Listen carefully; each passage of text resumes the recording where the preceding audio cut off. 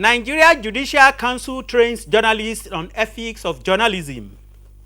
House of Representatives amend Disability Act to enhance inclusion of people living with disability. 3 weeks to Christmas, FRSC vows to reduce road crashes in Nigeria. Good evening and welcome to NTA Ijebu, the news at 7. My name is Anthony Gandonu.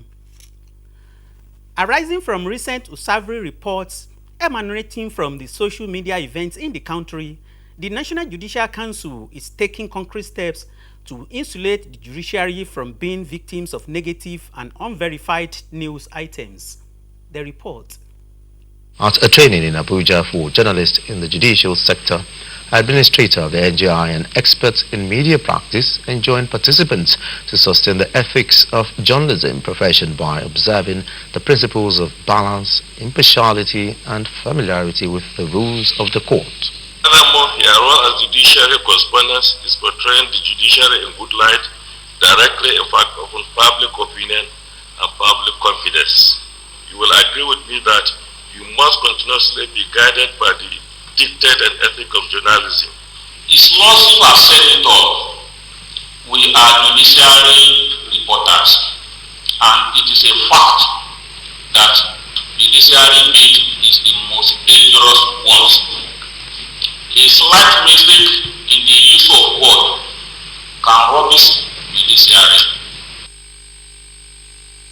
The capacity building workshop is also to ensure that the concept of substantial justice is seen to always be done to all parties in the justice system. Activism against gender-based violence must be a holistic and all-encompassing struggle to end this scourge and to ensure that perpetrators are brought to book. Good Morning guest on Good Morning Nigeria re-emphasized this while speaking at the 16th Activism Against Gender-Based Violence. Ibrahim Bello Uda has the report. On the ongoing 16 days activism campaign against gender-based violence, guests on Good Morning Nigeria emphasized the need to understand that the 16 days activism is the highlight of the campaign, which continues throughout the year by sensitizing parents, caregivers, communities, and others. They unanimously agreed that gender-based violence can be eliminated with ongoing measures and constant commitment by all key players. Nothing is impossible, and if that is the case, since violence is a self-infliction, since violence is most cases a voluntary act, people deliberately violate others to assert themselves or massage their ego, then if we continue to put concerted efforts together, bringing in all stakeholders, and then we can be able to eliminate this. By the time we finish doing the campaign in these 16 days, we have a communique at the end of the day which we present to the governors of each state to let them know what is going on, concerning issues of gender-based violence in your state and what you can do about it as the governor of the state. We go to the national assemblies to also campaign that the right laws should be made, to ensure that we stamp out gender-based violence in Nigeria. They noted that the activism is beyond campaigns against abuse, maltreatment or violence against women and girls, but a voice and action for everyone facing abuse or any form of maltreatment in the society. The guest also identified stigmatization and shame as a major challenge which prevents victims from seeking for justice after being abused, as well as weak legal framework to deal with violators. All these women that are stigmatizing or trying to expose each other, when they see that after all, if something happens to you by accident, it's not the end of your life, you have pick up your life. So government has to come in this effort to make sure that those that are violated in one way or the other, they make packages for they help them pick up their life. We have to just go back to our roots. The traditional rulers should also take it that these children are for the community. And if the young ones didn't come up in a better form, it is going to affect the whole town. The churches also, every aspect of human being, and the mosques, they have them in these places. The guest called for more support to victims of gender-based violence, as well as coordinated activism and campaigns. In Abuja, Ibrahim Bello. The Rights Against Person Living with Disability Prohibition Act 2018 amended bill has passed second reading in the House of Representatives and is also undergoing similar procedure at the Senate. Kufan Chaji Aguain reports that amending some of the clauses in the bill will further enhance inclusion of persons with disability in as it identifies.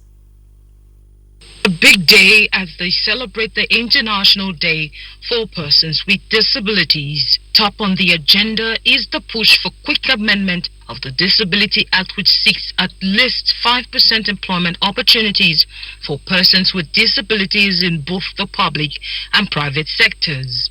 The bill is talking about issuing disability certificates to persons with disability. That is discriminatory. We are going to look into regulations. Extending programs to Northwest Nigeria, as well as providing empowerment programs for women with disabilities, are some of the issues on the table for the community of persons with disabilities.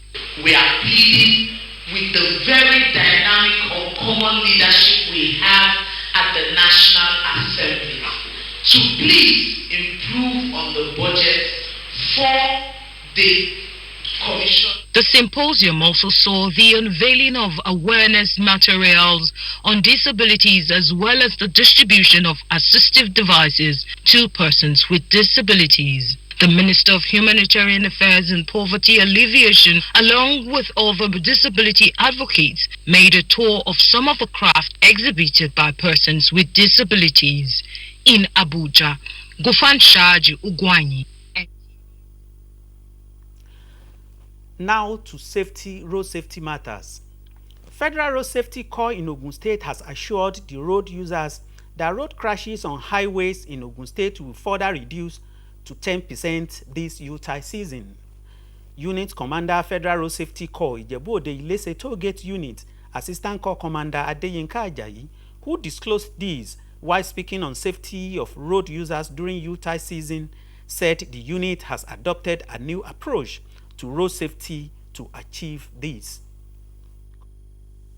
Yuletide as a special season of the year where more festivities are experienced, a reason for the increase in hustle and bustle leading to frequent road mishaps and crimes. To further prevent unpleasant happenings on our roads in particular, Federal Road Safety Corps during this period increased their activities to ensure protection of lives and property of road users. Few weeks to Christmas and New Year celebrations, the Unit Commander, Federal Road Safety Corps, Ijebu Unit Adeyinka Ajayi says the unit has adopted a new approach to its operations along Benin Ore Highway and other major roads to further prevent road crashes before, during, and after Yuletide period. We are going to have our motorbike that is going to be patrolling all the express from all the nooks and crannies of the road. The ambulances they are going to be on the road too. Our ambulances are going to be permanently on the road. They are not going to be at the base. Our power motorbike is going to be permanently at the road, permanently from December 15th to about January 15th. All our men are going to be on ground. We are going to get more men from nearby commands. We are going to create a tent along the corridor. Men will be there 24 hours during this time period. Giving statistics of accident rate in the last 1 year, the road safety boss, who attributed most of the road accidents to overspeeding, overloading, as well as disobedience to traffic rules by drivers, added that efforts of the Corps are yielding positive results as road transport unions also partnered FRSC for safety of all road users. Most times, sometimes we reduce it from 25% for the year, sometimes it will go to 15%. Sometimes by next year, we are going to reduce the crashes by 10%. We have statistics, it's reducing. But you will not know because of the rates. There are more vehicles every year. More people buy vehicles every year. More people travel every year. Now, did meeting with our drivers that anytime they are driving, they should be going gently. They should not rush or try to overtake any car. That is what causes most accidents there. The stakeholders maintained that safety on our roads is a collective responsibility. In Ijebu. Still on road safety matters, mitigating against road crashes as the year winds down, vehicular movement, particularly interstate, is at its peak. Many drivers have abstained from travelers who are eager to celebrate Christmas with their loved one at their respective destinations. Joel Popoola reports that road traffic managers are determined to prevent tragic incidents that can occur during this period. It is less than 3 weeks to Christmas celebration. Commercial activities and vehicular movement is approaching its peak. Lagos, the commercial nerve center of the country, has several interstate roads which are usually flashpoints for traffic gridlock and requiring extra efforts to manage during the festive period. At this critical period, please, if you are going to be on the road, ensure that you have your valid driver's license, you maintain your vehicle, stay away from the use of phone while driving. What I know that of our road, if there's no, I beg all our drivers to make sure the vehicle is okay. Very, very important is brake. The Lagos-Ibadan Expressway is one of the busiest interstate roads the Federal Road Safety Corps is paying special attention to during this period. Several initiatives to sensitize drivers on the need for attitudinal change, such as Don't Drink and Drive campaign across parks in the state, are part of efforts to bring down the frightening statistics of road crashes during this period. In Lagos, Joel Popoola, NTA News. Let's pay some bills before we continue with the news.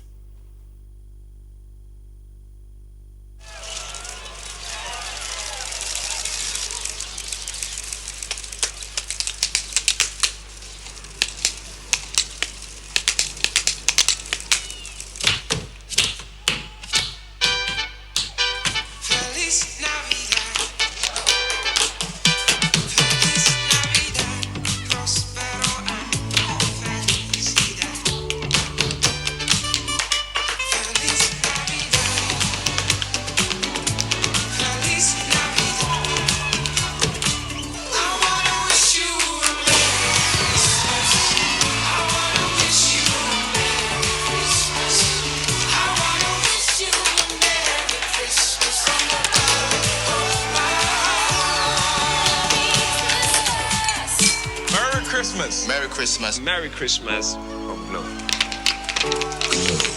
Unlimited. You are welcome back. A bill seeking rural and semi-urban area integration and development across Ogun State has passed through second reading in the House of Assembly. Parliamentary correspondent Yemi Dalemo reports that lawmakers note that the bill, when passed into law, will also advocate 40% budgetary allocation for rural and semi-urban development to address rural-urban migration. Lawmakers at plenary first passed the state's revised medium-term expenditure framework 2024 to 2026 and considered the bill on rural and semi-urban areas integration and development bill. Leading the debate on the bill, Honorable Babatunde Tella, who sponsored the bill, explained that the bill is to address developmental problems at the grassroots and engender overall development of the state. The essence of this bill is to stem down rural-urban migration, to improve agriculture, and to ensure that the rural people who are the majority in the state are well taken care of. Other lawmakers in their contributions agree that the 40% budgetary allocation as being proposed in the bill will bring development to the nooks and crannies of the state. Thousands of talents has been perished in the village setup, that's the rural setup, due to lack of intervention and involvement of our government in investing in the rural setup. If we have a bill like this in place, Mr. Speaker, that mandates a certain percentage of our budgetary allocation to Ministry of Rural Development, who is definitely going to supervise many of these interventions, I'm sure with the right oversight and backing of this honorable house, our rural area will start wearing a new look. Mr. Speaker, sir, he has mentioned that there will be need for the appropriation on development for us to have about 40% of the appropriation that has to do with development of the state on the rural settlements. Mr. Speaker, this is very, very important. This bill will address the rural and urban drift. It will encourage further investment at rural level, and it will focus on infrastructural development of rural areas too, so that there can be balance. Lawmakers representing Ijebu North-East, Ipokia, Idiroku, Yewa North 2, Remo North constituency, under personal observations, informed the House of challenges in their various constituencies. Lawmakers at plenary in Ogun State House of Assembly under personal observations brought issues affecting their constituents, such as the killing of an SS1 student in Ipokia, Idiroku State constituency, whereby a reckless law enforcement agent knocked down an SS1 student.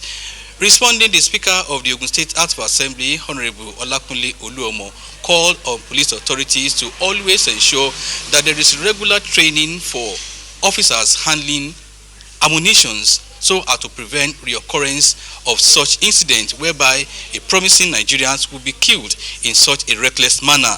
From the Ogun State House of Assembly, Yemi Dalemo, NTA News. Still on legislative matters, the Senate Committee on Interior is tasking the Interior Ministry to check the influx of illegal expatriates who are undermining the sovereignty of the nation and taking over jobs meant for the teeming youth in the country. This was during the budget defense by Minister of Interior in Abuja. National Assembly correspondent Aminat Seidu reports. The challenge of illegal immigration in Nigeria remains a source of concern. This is as a result of some borders becoming porous despite huge government spendings to secure such locations. The Chairman Senate Committee on Interior, Senate Adams Oshomole, charged the ministry to ensure that measures are put in place to sanitize the migration system. We also have inflow of certain persons from certain countries into Nigeria.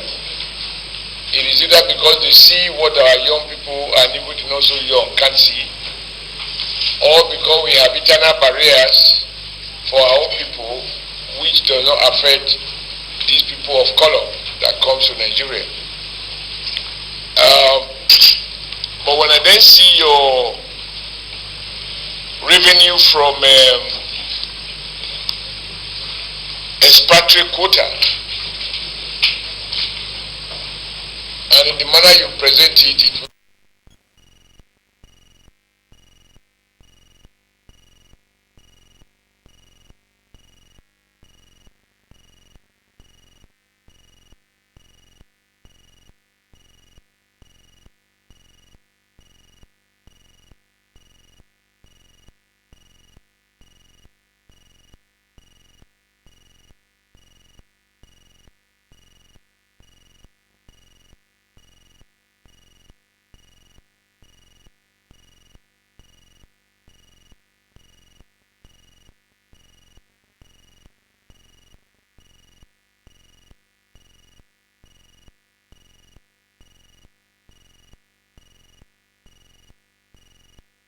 Assembly, Amina Saidu, NTA News.